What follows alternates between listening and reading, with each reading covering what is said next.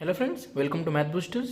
तो आज हम शुरू करने वाले हैं हमारा नया चैप्टर जो कि मैथमेटिकल लॉजिक, जो कि 12th बोर्ड के हिसाब से और जेईई मेंस के हिसाब से भी बहुत ज़्यादा इंपॉर्टेंट है, क्योंकि इस टॉपिक पे क्वेश्चन जो है आते ही है और आप चाहे तो इस पर अच्छे मार्क्स जो है स्कोर कर सकते हैं। तो बस चैप्टर शुरू करने से पहले हम जो है इस पर ईजी लेवल से लेकर हार्ड लेवल तक सारे क्वेश्चन करेंगे, लेकिन उसके पहले हम कुछ बेसिक चीज़ें सीख लेते हैं ताकि आगे आपको ये चैप्टर समझने में थोड़ी आसानी होगी। ठीक है, सबसे पहले समझते हैं कि मैथमेटिकल लॉजिक होता क्या है। तो किसी भी अगर स्टेटमेंट है, अगर स्टेटमेंट कोई है 2+3=5, ये ट्रू है।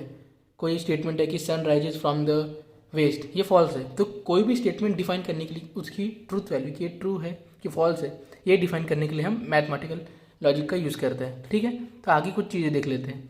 आगे क्या है देख लेते हैं। ये आपको जो है जो सिम्बॉल्स है, कुछ शॉर्टकट्स है, कुछ टर्म्स है जो आपके पता होनी चाहिए। तो ठीक है, शुरू कर दे एक एक करके। लेकिन उसके पहले अगर आपने इस चैनल को सब्सक्राइब नहीं किया है तो प्लीज़ कर दे, ताकि क्योंकि आपका जो एक एक सब्सक्राइब जो होता है वो मेरे को और मोटिवेट करता है अच्छे से अच्छा कंटेंट आपके लिए लाने के लिए। ठीक है, तो सबसे पहला सिंबल कौन सा है? Negation symbol. इसको हम कैसे रीड करते हैं? नॉट, यानी एग्जाम्पल नॉट पी। अगर इस पी की ट्रूथ वैल्यू अगर ट्रू होगी तो फॉल्स हो जाती है। अगर पी की ट्रूथ वैल्यू जो फॉल्स होती है पहले, वो नेगेशन लगने के बाद हो जाती है ट्रू। अगला सिंबल कौन सा है? अगला है सिंबल हमारे पास कंजक्शन, जिसको हम एंड भी कहते हैं। अगर एग्जाम्पल है पी एंड क्यू, तो ये जो स्टेटमेंट है ये तभी ट्रू रहती है जब दोनों साइड ट्रू होती है, मतलब दोनों पी भी ट्रू और क्यू की भी ट्रूथ वैल्यू जब ट्रू रहती है तभी इन स्टेटमेंट की जो ट्रूथ वैल्यू निकल के आती है वो ट्रू होती है। अगला सिंबल कौन सा है? डिसजंक्शन, जिसे हम और भी कहते हैं। इसका एग्जाम्पल देखें, ये है पी और क्यू। ये स्टेटमेंट तभी फॉल्स होगी जब दोनों साइड फॉल्स होगी। अगर भाई ट्रू फॉल्स कुछ भी हो तो ये स्टेटमेंट कंपलसरी ट्रू रहेगी, लेकिन अगर दोनों साइड फॉल्स हो तब भी ये स्टेटमेंट जो है इसका आउटपुट जो ट्रूथ वैल्यू होती है वो फॉल्स होती है। अगला सिंबल क्या है हमारे पास? इम्प्लाइज, जिसे हम ऐसे भी बोलते हैं इफ दे। एग्जाम्पल ले लेते हैं पी इम्प्लाइज क्यू, इसको हम ऐसे ही बोलते हैं इफ पी देन क्यू। इस कंडीशन की जो ट्रूथ वैल्यू होती है वो तभी फॉल्स होती है जब लेफ्ट साइड का जो स्टेटमेंट है वो ट्रू रहेगा और राइट साइड का जो स्टेटमेंट है वो फॉल्स रहेगा, तभी जो इसकी जी ट्रूथ वैल्यू है वो फॉल्स आती है। अदरवाइज इसकी वैल्यू जो है हमेशा ट्रू ही रहती है। अगला स्टेटमेंट कौन सा है? बाय कंडीशनल, यानी इफ़ एंड ओनली इफ़।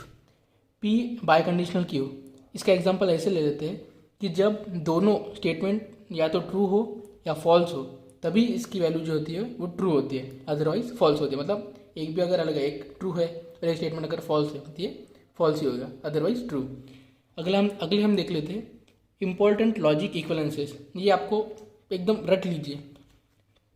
तो अगला स्टेटमेंट कौन सा है? नेगेशन में अगर पी एंड क्यू है तो जब हम इसको ओपन करते हैं तो ये कैसे ओपन होता है? नेगेशन पी एंड का और हो जाता है नेगेशन क्यू। अगला कौन सा है? नेगेशन में अगर स्टेटमेंट है पी और क्यू, तो इसको ओपन करने के बाद ये कैसा हो जाता है? नेगेशन पी, इस और का इस टाइम एंड हो जाता है नेगेशन क्यू। ये क्या है? पी इम्प्लाइज क्यू, इसको हम ऐसे भी लिख सकते हैं नेगेशन पी और क्यू। अगला क्या है? पी बाय कंडीशनल क्यू, इसको हम ऐसे भी लिख सकते हैं P implies Q and Q implies P. ये हम आगे देखेंगे इसके पर जब एग्जाम्पल लेंगे तो ये किस काम में आएगा। ठीक है, अगला कौन सा है? अगर कोई स्टेटमेंट एग्जाम्पल ले लेते हैं पी इम्प्लाइज क्यू, इसका जब कॉन्वर्स करते हैं तो इसका जो स्टेटमेंट्स है वो एक्सचेंज हो जाते हैं, मतलब पी की जगह क्यू और क्यू की जगह पी आ गया। ठीक है, अगला अगर इसका इन्वर्स करते हैं तो स्टेटमेंट की जगह तो सेम रहेगी, लेकिन जो स्टेटमेंट है वो नेगेशन का फॉर्म ले लेता है, मतलब अगर ट्रू है तो फॉल्स हो जाता है। ठीक है, तो अगला कौन सा है? कॉन्ट्रापॉजिटिव। मतलब अगर इस एग्जाम्पल का कॉन्ट्रापॉजिटिव निकाला जाए तो होगा इसका, मतलब दोनों का एक्सचेंज भी हो जाता है और उसका नेगेशन भी हो जाता है, मतलब जगह भी बदली और उसमें नेगेशन भी ऐड हुआ।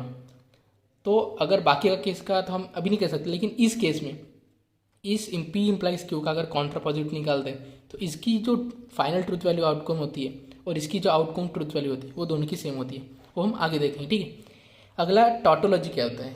तो अगर कोई भी हम ट्रूथ टेबल बनाते हैं किसी भी स्टेटमेंट का, मतलब कंपाउंड स्टेटमेंट्स का, तो अगर उस स्टेटमेंट के सारे वैल्यू जो ट्रू ही आते हैं तो हम उसे कहते हैं टॉटोलॉजी।